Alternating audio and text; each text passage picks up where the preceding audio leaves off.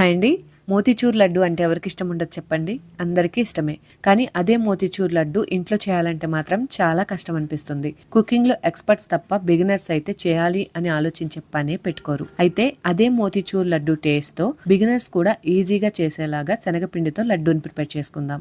ముందుగా 2 కప్పుల శనగపిండిని 1.5 కప్పుల వాటర్తో జారుడు కన్సిస్టెన్సీలో మిక్స్ చేసుకోవాలి. తర్వాత డీప్ ఫ్రైకి ఆయిల్ బాగా వేడయ్యాక గరిటెతో పకోడీలాగా వేసుకుని మీడియం ఫ్లేమ్లో మరీ ఓవర్ ఫ్రై చేయకుండా మీడియంగా ఫ్రై చేసి తీసి చల్లారే వరకు పక్కన పెట్టండి. తర్వాత వాటిని మిక్సీలో వేసుకుని పల్స్ మోడ్లో కోర్స్గా బ్లెండ్ చేసుకోవాలి. తర్వాత 1.5 కప్పుల పంచదారకి 1 కప్పు వాటర్ని వేసి పంచదార కరిగి వాటర్ కాస్త స్టిక్కీ కన్సిస్టెన్సీ వచ్చాక ఫుడ్ కలర్, ఇలాచీ పౌడర్ అలాగే గ్రైండ్ చేసుకున్న పొడిని, నెయ్యిని వేసుకుని మీడియం ఫ్లేమ్లో దగ్గర పడే వరకు ఉడికించి స్టవ్ ఆఫ్ చేసుకోవాలి. పూర్తిగా చల్లారాక మనకి కావాల్సిన సైజులో లడ్డూల్లా చుట్టేసుకుంటే 1 వీక్ వరకు పాడవకుండా ఫ్రెష్గా ఉండే మోతీచూర్ లడ్డు లాంటి శనగపిండి లడ్డు రెడీ.